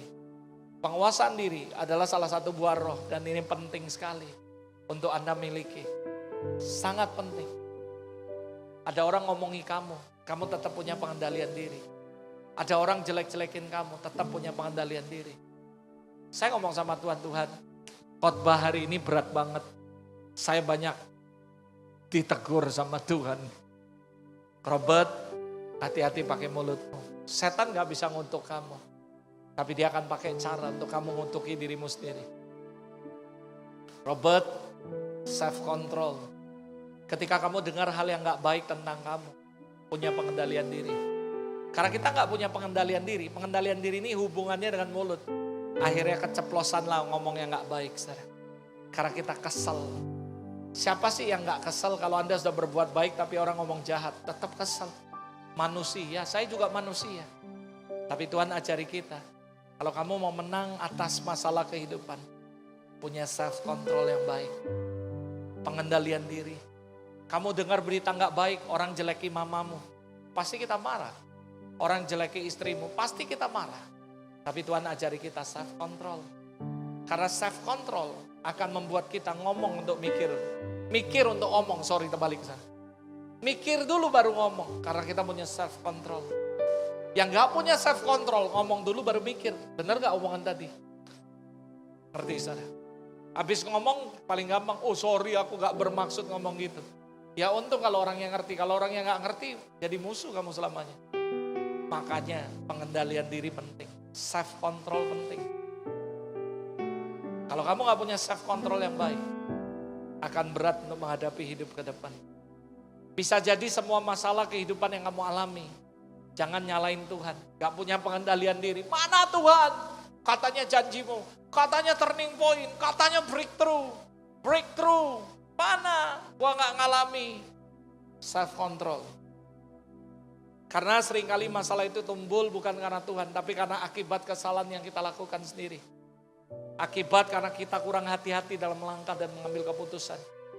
Akibat karena kita kurang berhikmat dan mengambil keputusan yang salah. Kedagingan, emosi. Karena mungkin juga karena kejahatanmu dan dosamu. Makanya kita ngalami masalah terus. Jadi intinya jangan nyalai Tuhan, tapi kuasai dirimu. Yang ketiga, yang terakhir, tapi ini yang bagian yang paling penting menurut saya. Gimana caranya kita menang mengatasi masalah kehidupan? Yang ketiga adalah menguasai hati kita. Alkitab berkata dalam Amsal 4 ayat 23, jagalah hatimu dalam segala kewaspadaan, karena dari situlah terpancar kehidupan. Saudara, kalau bicara hati, hati ini adalah salah satu bagian kecil dari organ tubuh, tapi memiliki peran yang paling penting dalam kehidupan manusia. Karena prototipe atau sentral daripada kehidupan kita itu di hati kita. Makanya Alkitab mengajari, jaga hati dalam segala kewaspadaan. Karena dari situ keluar kehidupan atau kematian tergantung dari hatimu. Jadi kalau saya boleh ilustrasikan, hati itu adalah master control daripada kehidupan atau diri manusia. Jadi baik buruknya hidup seseorang dapat ditentukan dari hatinya. Kalau hatinya baik, pasti dia orang baik. Kalau hatinya jahat, pasti orang jahat. Omongannya jahat, pikirannya jahat, perbuatannya jahat. Tapi kalau hatinya baik, pasti dia akan baik. Nah itu yang saya sebut master control. Sebab hatimu itu yang menentukan jalan hidupmu. Banyak orang ngomong, masa sih hati ada hubungan dengan jalan hidup? Iya, bahkan dari seluruh kehidupanmu, sentralnya adalah hatimu sekarang. Banyak orang ngomong, mungkin pikiran otak. Enggak, dari hati. Bahkan dari hati keluar perkataan. Apa yang keluar dari mulut itu berasal dari hati. Semua dari hati. Makanya saya ngomong yang ketiga ini merupakan yang penting sekali. Makanya hati-hati jaga hati. Karena ini adalah sentral daripada seluruh kehidupan Anda. Menentukan jalan hidupmu. Menang atau kalah. Bagaimana hidupmu akan hidup atau mati. Tergantung daripada kamu hatimu. Makanya harus murni, kudus, suci. Hatimu benar-benar pure in heart. Harus kudus hatimu. Harus suci. Harus clean heart. Siapa yang boleh naik ketemu Tuhan? Hanya orang yang bersih tangannya. Kalau hati kita bersih, kita akan ketemu Tuhan, ngalami Tuhan, dan sebagainya. Hati ini penting. Ada sebuah perenungan sebelum saya tutup khotbah ini dengan beberapa ayat ke depan, lalu saya tutup. Ini perenungan. Menurut Anda, mana yang benar, mana yang salah? Boleh pilih, gak apa-apa. Yang di rumah juga boleh pilih. Mana yang benar menurut Anda, mana yang salah? Disakiti, tersakiti, atau menyakiti? Ayo. Mana yang benar? Kalau Anda di rumah mau chat boleh gak apa-apa. Menurut Anda mana yang benar? Disakiti, tersakiti, atau menyakiti? Mana yang benar, mana yang salah? Nop? Mana Nop? Saya kasih tahu buat saudara ya. Tiga-tiganya salah. Kita gak boleh disakiti, tersakiti, atau menyakiti. Yang setuju katakan amin saudara. Buat saya tiga-tiga ini gak benar saudara. Jadi ada orang yang menyakiti terus fitnah orang. Lah kalau kamu gak merasa ya jangan sakit, gitu aja. Kalau kamu tersakiti akhirnya kamu disakiti. Karena orang menyakiti Anda, kamu juga salah di hadapan Tuhan. Anda gak bisa ngomong karena dia Tuhan, dia suka ngomongnya aku, jelekin aku. Loh, kalau Anda gak merasa ya jangan baper, lalukan aja. Orang mau ngomong apapun tentang hidup Anda, hidupmu gak tergantung dari apa kata orang. Jangan baperan. Wah kamu ini manipulasi, kamu ini, kamu ini. Ya kalau kamu gak merasa ya jangan tersinggung. Kalau kamu tersinggung, ya kamu salah. Gak boleh. Ada satu ilustrasi bagus nih. Dengar ya. Nih, kita ini kan orang Palembang, tahu semuanya. Kalau tangan kita ada luka kecil, tapi gak kelihatan. Misalnya ada luka kecil, tapi gak kelihatan. Lalu tiba-tiba kena cuka, saudara. Cuka pempek, minum cuka. Kan orang pempek pagi, siang, malam. Pokoknya cuko. Beli pempek cuko. Cuko tak becuko, tengah dua katanya. Jadi pokoknya lemak becuko katanya. Jadi minumnya cuka terus, saudara. Nah, saudara, saya mau kasih tahu buat Anda. Ketika Anda ngalami nih. Ada luka kecil gak kelihatan, gak kasat mata, gak kelihatan. Tapi kena cuka, perih gak, saudara? Perih gak, saudara? Kenapa? Karena ada luka, saudara. So dari ilustrasi ini saya belajar satu hal. Saudara, apa yang saya pelajari? Tapi saya yakin kalau nggak ada luka pasti nggak akan perih. Mau kalau nggak ada luka mau diseram cuko 1 liter juga nggak akan perih, saudara. Betul nggak, saudara? Tapi kenapa perih? Karena ada luka. Jadi artinya kalau ada orang yang nyakiti saudara, ngomongi saudara, saudara tersinggung, saudara malah, berarti saudara masih ada luka yang belum sembuh. Berapa banyak kalau Anda dengar orang lain ngomongi Anda masih kesel. Artinya jujur, hari ini Anda harus bertobat dan Anda harus berubah. Dan harus berkata, Tuhan, I forgive him. Forget and forgive. Kamu harus melupakan dan mengampuni. Dengar, kalau ada orang ngomongi kamu, tiba-tiba kamu dengar, si A ngomongi gereja kita. Lalu kita masih marah ya, artinya kita masih ada luka. Dan kita perlu disembuhkan. Makanya saya ngomong, saya khotbah ini ngeri, saudara. Khotbah ini buat saya, bukan buat Anda. Nah, kalau kamu mau menang atas masalah kehidupan, hatimu harus bersih. Hatimu harus kudus, suci, gak boleh ada luka sedikit pun. Kalau orang ngomongi kamu gak merasa, ya gak usah tersinggung. Disakiti, tersakiti, menyakiti, tiga-tiganya salah. Di mata Tuhan, tiga-tiganya salah. Jadi kalau orang nyakiti kamu terus fitnah kamu, ya kalau kamu gak merasa, diam aja. Jangan marah. Kalau kamu perih, tersinggung, artinya masih ada luka, belum sembuh. Wah, saya ngomong ini berat, Tuhan. Ini berat. Mungkin dilihat orang gak ada luka, sembuh. Ketika ada cuka, baru ketahuan. Oh, masih ada luka ternyata. Ayo, hari ini sama-sama kita belajar. Siapa mau ngaku sama Tuhan, aku mau berubah hari ini, Tuhan, angkat tangan, saudara. Kalau sampai Anda enggak, keterlaluan, saya aja berubah, saudara. Waktu saya siapin khotbah ini. Makanya sekali lagi saya ngomong, Mak, khotbah ini buat kamu, dengerin. Kenapa, saudara? Gak mudah hidup dalam Tuhan. Kita sering ngomong, aku ampuni Tuhan, aku ampuni. Ini yang terjadi nih, aku bilang, Tuhan, aku ampuni mereka, tapi aku gak sudi lihat muka mereka lagi. Siapa yang suka ngomong gitu, angkat tangan, saudara. Saya kasih tahu ya, Tuhan bilang, nak, itu berarti kamu belum sembuh. Loh, saya gak ngomongin saudara, saya sedang ngomongin saya sendiri loh. Khotbah ini berat, saudara. Tapi kita mau jadi teleios, mau jadi sempurna, angkat tangan, saudara. Mau jadi seperti Kristus. Yesus disalib, saudara. Dia mau menyerahkan nyawanya untuk nyelamati orang. Malah diludah, ditempeleng, dibuang, disalib, saudara, dihina, ditelanjangi, saudara. Waktu Yesus belum mati, Yesus ngomong apa? Bapa, ampuni mereka, mereka gak tahu apa yang mereka lakukan. Berapa banyak kita ngomong doang mau seperti Yesus. Belum sampai diludah orang, belum sampai ditelanjangi orang. Baru cuma diomongi orang, kita marahnya minta ampun.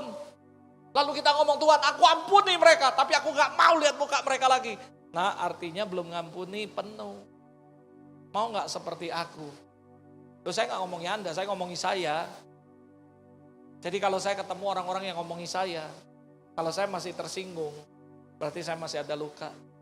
Makanya hari itu kemarin malam saya berlutut, saya bilang, Tuhan, aku gak bisa dengan kekuatanku. Aku orang yang ngomong gitu, aku ampuni, aku gak mau lihat muka mereka lagi. Tapi Tuhan ngomong, nah, teleios, kamu harus jadi sempurna. Karena aku mau bawa kamu ngalami kemuliaan yang lebih dahsyat. Kamu harus sempurna, jangan kalah. Kamu harus menang atas masalah kehidupan. Ada banyak hamba Tuhan juga ngomong gitu. Aku ampuni tapi aku gak mau lihat lagi muka mereka. Kamu harus beda dengan mereka. Karena aku bawa kamu ngalami kemuliaan yang lebih dahsyat. Aku tahu ada banyak orang nyakiti kamu termasuk para pendeta. Tapi kamu harus teleios, komplit, utuh, sempurna.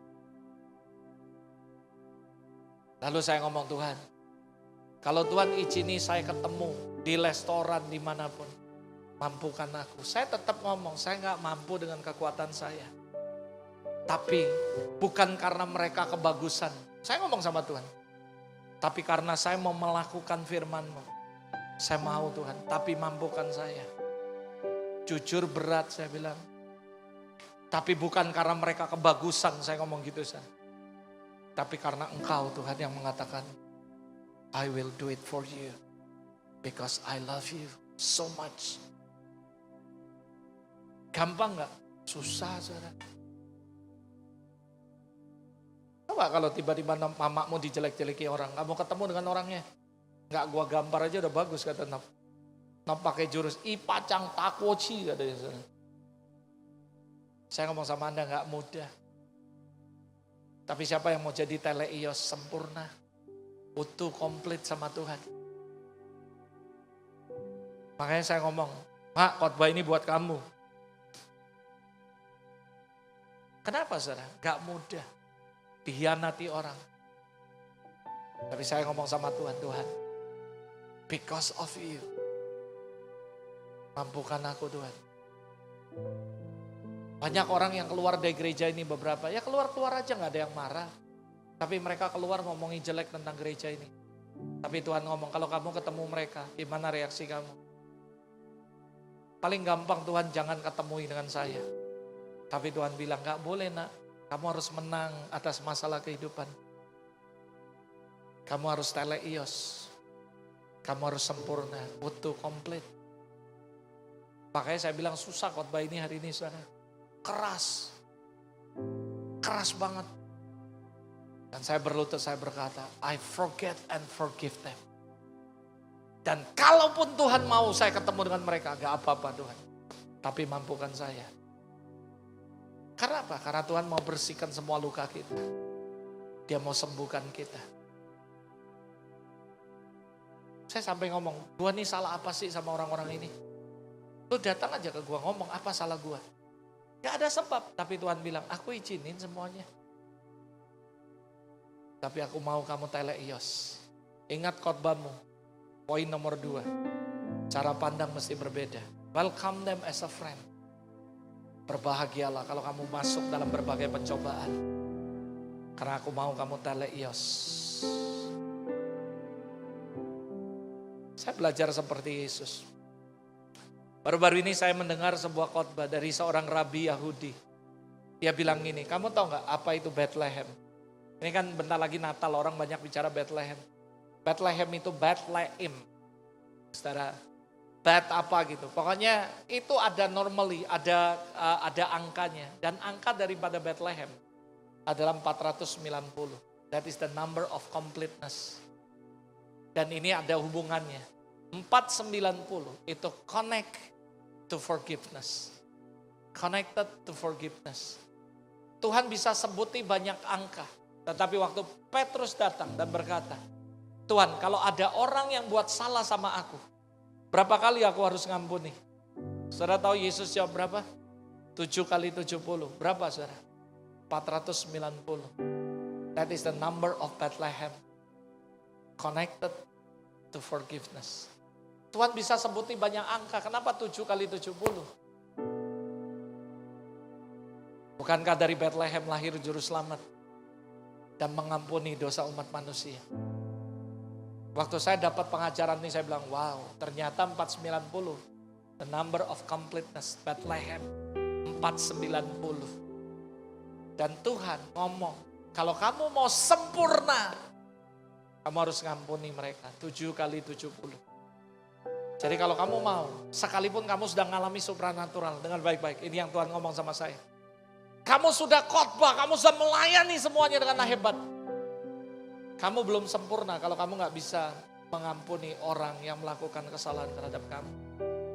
Artinya, kalau kamu mau sempurna, ampuni mereka tanpa syarat.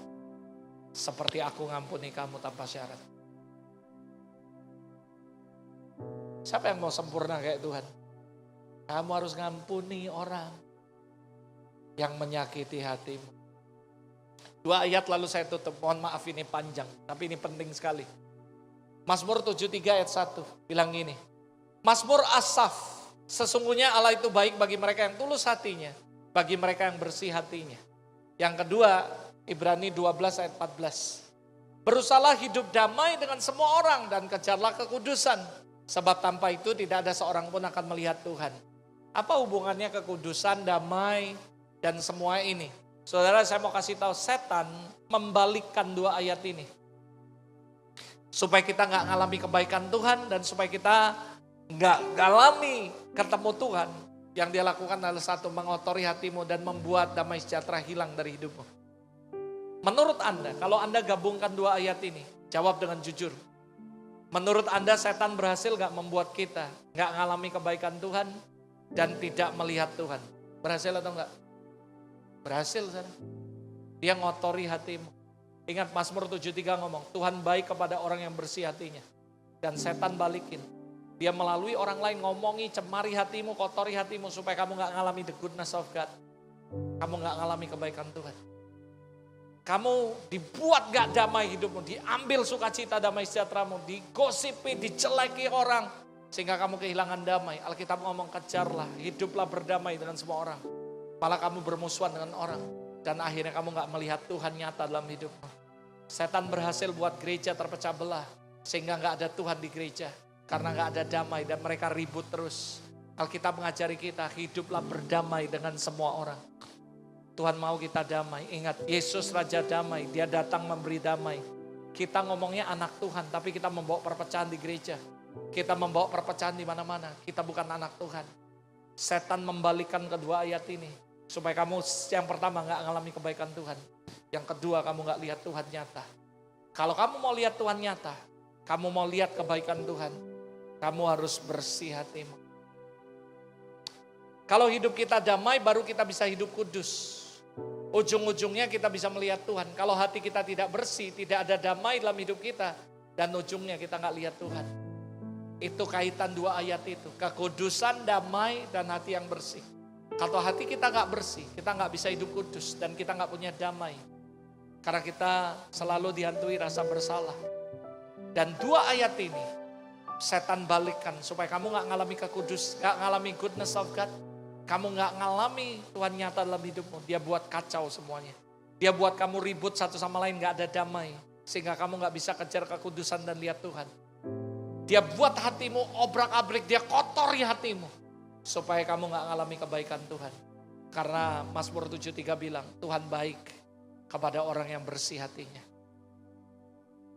Sampai sini ngerti, saudara? Jangan mau. Yuk saya undang pemain musik maju ke depan. Salah satu ujian terbesar bagi kita sebagai pendeta, hamba Tuhan, pelayan Tuhan, orang percaya, ada dua dosa ini, ujian ini, yang sampai hari ini terus diulang-ulang dalam hidup kita. Kenapa? Karena hair terus gak lulus. Siapa yang mau jujur ngomong, iya sih aku juga hair. Ujiannya apa? Dua, saudara. Ini dengar baik-baik. Ujian terbesar bagi kita sebagai hamba Tuhan. Ujian terbesar bagi kita sebagai orang percaya. Ada dua, saudara. Yang pertama, iri hati. Yang kedua, curigaisme. Dua ini hampir semua manusia sulit untuk lulus ujian ini. Berapa banyak ada yang mau ngaku dan berkata, iya itu aku Tuhan. Kadang kita gampang iri sama orang. Yang kedua, kita curiga sama orang. Ini ujian terbesar hamba Tuhan. Lihat pendeta lain dipakai Tuhan, iri saudara. Mulai jelek-jeleki mereka. Ngomong yang gak benar tentang mereka. Kalaupun gak kedengeran hal yang gak baik dalam hidup mereka, mulai diomongin. Kamu tahu gak pendeta ini? Pendeta ini gini loh, gini loh. Saya pernah dengar ada kejatuhan seorang hamba Tuhan besar. Waktu jatuh, semua orang nolak dia. Saya justru undang dia datang ke Palembang. Dan dia berkata, "Bet, cuman lu loh yang undang saya. Gak ada yang mau percaya." Saya bilang, "Pastor, selama kamu udah berubah, siapa kita menghakimi kamu?" Sampai hari ini ya, dia sangat respect sama saya. Dan kami jadi teman baik, saudara. Dan dia bilang, "Bet, gak ada yang mau percaya dengan saya." Saya bilang, gak apa-apa. Kalau Tuhan aja percaya sama kamu, masa kita enggak? Kalau Tuhan saja kasih kesempatan kedua buat kamu, masa kita enggak? Saya undang dia, lalu saya suruh dia sharing di hamba Tuhan dan semuanya. Hari ini dia dipakai Tuhan kembali luar biasa. Baru banyak orang mau ngundang dia lagi. Saya kasih tahu ya, kalau kamu dengar orang lain jatuh, harusnya kamu sedih dan berdoa buat mereka. Bukan malah gosipi mereka. Itu jahat di mata Tuhan, saudara. Makanya saya ngomong ujian terbesar hamba Tuhan dan orang percaya dua. Satu, iri hati. Yang kedua, curiga terus. Hidupnya penuh dengan kecurigaan sama orang. Bener gak orang ini bertobat? Jangan pura-pura. Bener gak orang ini? Saya kasih tahu buat kamu ya. Inilah masalah ujian terbesar bagi semua hamba Tuhan dan anak-anak orang-orang percaya hari ini. Saya berdoa supaya firman Tuhan hari ini bisa menyadarkan kita sehingga kita bisa menang mengatasi masalah hidup kita. Yuk tundukkan kepala sama-sama di hadapan Tuhan. Bagi Tuhan tak ada yang mustahil. Bagi Tuhan tak ada yang tak mungkin. Mujizatnya disediakan bagiku. Ku diangkat dan dipulihkannya. Bagi Tuhan tak ada yang mustahil. Bagi Tuhan tak ada yang tak mungkin. Mujizatnya disediakan bagiku. Ku diangkat dan dipulihkannya.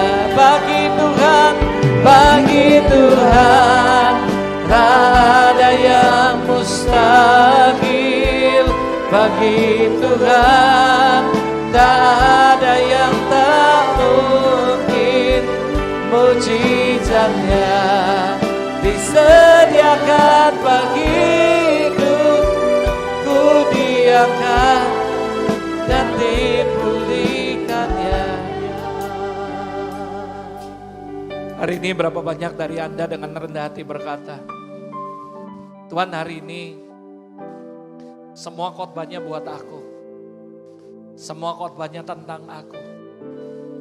Saya sudah ngomong sama Anda dengan rendah hati. Saya ngomong, waktu saya siapin khotbah ini, Tuhan banyak sekali negur saya, ngajarin saya. Salah satunya bilang, nak, aku mau kamu taleios, komplit, utuh, sempurna. Aku tahu kamu takut akan aku. Aku tahu kamu mengasihi aku.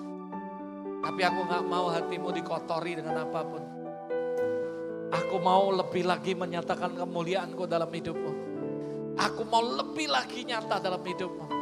That's what the Lord say to me. Dalam masa preparation daripada khotbah ini. Berapa banyak dari Anda yang mau ngaku dan jujur berkata, Lord, khotbah ini juga buat aku. Aku Tuhan yang mesti berubah. Aku harus benar-benar tidak ada lagi kejahatan dosa dalam hidupku. Dan aku benar-benar harus punya cara pandang yang baru. Ketika aku hadapi masalah, I welcome them as a friend. Aku enjoy, aku bahagia Tuhan. Karena aku tahu semua mendatangkan ketekunan. Dan ketekunan akan menghasilkan buah yang matang. Taleios, komplit, sempurna. Lalu Tuhan kasih 3 hal, kuasai lidahmu. Kuasai dirimu, self control. Dan yang paling terakhir, yang paling penting, kuasai hatimu. Jangan sampai dikotori, dicemari sama setan. Hanya karena omongan orang, hanya karena perkataan orang, hanya karena tindakan orang-orang lain. Maukah hari ini Anda mengaku dan berkata, Tuhan, aku mau berubah. Aku mau bertobat Tuhan. Dan hari ini kalau Anda berkata, Tuhan aku orangnya. Dengan rendah hati saya mengajak Anda angkat tangan dan berdiri di tempat duduk Anda. Dan datang sama Tuhan hari ini. Aku berdoa Tuhan, ada begitu banyak orang yang hari ini mengaku. Ada yang di rumah yang sedang menyaksikan streaming ini. Sekalipun Anda di rumah, katakan Tuhan, I wanna change. Aku mau bertobat, aku mau berubah. Hari ini dimanapun Anda berada yang sedang menyaksikan streaming ini, bangkit berdiri di tempat duduk Anda, angkat tangan Anda. Yuk akui di hadapan Tuhan, beresi di hadapan Tuhan. Kalau Anda ingat ada orang-orang yang menyakiti saudara, Ada orang-orang yang melukai hidup saudara. Ada orang-orang yang gak bertanggung jawab, suka ngomong yang gak baik tentang Anda. Maukah Anda hari ini komplain? Maukah Anda teleios hari ini? Ampuni. Bahkan mungkin Anda yang seperti saya berkata, Tuhan aku ampuni. Tapi kalau boleh jangan temuin aku dengan dia. Hari ini Anda mungkin berkata, Tuhan itu gak benar kayak gitu. Kalau Tuhan izinkan ketemu pun, aku gak masalah. Moga Anda akui di hadapan Tuhan dan berkata, Lord, aku sadar Kristus yang ada di dalamku adalah Raja Damai. Dan Alkitab mengajarkan aku untuk hidup berdamai dengan semua orang. Hari ini aku mau Tuhan, mampukan aku. Mampukan aku. Bapa, aku berdoa untuk setiap anak-anakmu yang ada di tempat ini. Seperti sebagaimana Tuhan mengkoreksi hatiku dan memulihkan hatiku, aku berdoa. Lakukan hal yang sama pagi hari ini kepada setiap umatmu yang ada di tempat ini ya Tuhan. Aku berdoa untuk setiap orang-orang yang mengangkat tangan, yang berdiri. Tuhan, aku berdoa pulihkan setiap kami. Kami gak mau hati kami dikotori oleh setan, sehingga kami gak mengalami the goodness of God. Kami gak mengalami Tuhan nyata dalam hidup kami. Apapun yang orang lain lakukan, kami ampuni dan kami lupakan. Dan kami berdoa ya Tuhan, biar hari ini berikan kami hati yang baru, berikan kami roh yang baru. Right now, in the name of Jesus. Aku berdoa Tuhan untuk setiap orang yang ada di rumah. Aku tahu gak mudah ketika kami disakiti, dihianati. Tapi aku berdoa, Tuhan pulihkan hari ini setiap umatmu dimanapun mereka berada. Aku berdoa pulihkan, karena aku tahu kasih-Mu akan membalut setiap keluka hati kami. Aku berdoa semua luka disembuhkan hari ini di dalam nama Yesus. Aku berdoa sembuhkan kami Tuhan. Semua yang tidak baik, semua yang mengotori hati kami, hari ini kami berdoa darah Yesus membersihkan semuanya di dalam nama Yesus. Tuhan, jamah-jamah kami, jamah kami Tuhan, in Jesus name. Kalau nggak keberatan saudara, ambil momen beberapa menit terakhir ini sebelum saya tutup dalam doa. Aku berdoa masing-masing secara pribadi dan lepaskan pengampunan kepada semua orang yang menyakitimu, melukaimu, apapun itu lepaskan. Dan berkata hari ini I deal Tuhan, aku buat sebuah keputusan. Aku mau bersihkan semua hatiku. Aku gak mau ada kotoran apapun dalam hidupku. Karena aku mau mengalami kebaikan-Mu. Aku mau ketemu Engkau, aku mau teleios, sempurna, komplit, utuh. Ampuni mereka. Bapa, aku berdoa sekali lagi, mampukan setiap kami untuk melepaskan pengampunan kepada orang-orang yang mungkin melukai. Kami mau menang atas masalah kehidupan kami. Dan hari ini aku berdoa, Roh Kudus, bersihkan hati kami. Mampukan setiap kami. Kami lepaskan pengampunan. Kami lepaskan Tuhan shalom, damai sejahtera atas seluruh hati kami. Biar kami Tuhan dipenuhi dengan shalom Tuhan, sehingga kami bisa hidup kudus dan kami bisa ketemu Tuhan secara nyata dalam hidup kami. Lord, bless your people in this place, at home, dimanapun mereka berada. Aku berdoa dalam nama Yesus. Be blessed, be blessed, be blessed. Thank you Lord. We give back to you all the glory, all the praise, in Jesus name. Thank you Lord. Terima kasih Tuhan. Terima kasih.